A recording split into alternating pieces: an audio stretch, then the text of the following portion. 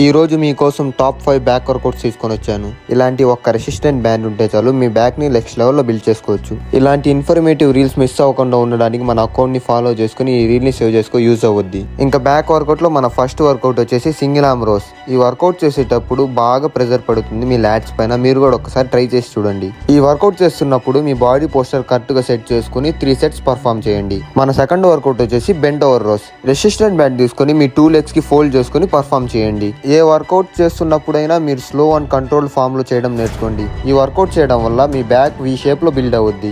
ఇంకా మన third work out వచ్చేసి రివర్స్ ఫ్లైస్. ఇవి కూడా సేమ్ 3 సెట్స్ పర్ఫామ్ చేయండి. ఫోర్త్ వర్కౌట్ వచ్చేసి ఫేస్ పుల్స్. ఈ వర్కౌట్ చేసేటప్పుడు జాగ్రత్తగా చేయండి. వీడియోలో చూపించినట్టుగా మీ రెసిస్టెంట్ బ్యాండ్ కరెక్ట్ గా మీ లెగ్స్ దగ్గర సెట్ చేసుకుని చేయండి. ఇంకా మన లాస్ట్ వర్కౌట్ వచ్చేసి కేబుల్ రోయింగ్. ఆ బ్యాండ్ అనేది మీ 2 లెగ్స్ సెట్ చేసుకుని స్ట్రైట్ గా కూర్చుని వీడియోలో చూపించినట్టుగా కరెక్ట్ గా ఫామ్ లో చేయండి. దీంతో అయితే మన బ్యాక్ వర్కౌట్ కంప్లీట్ గా ఫినిష్ అయిపోయింది. సరే అయితే ఉంటా. ఇంకా నెక్స్ట్ వీడియోలో కలుద్దాం.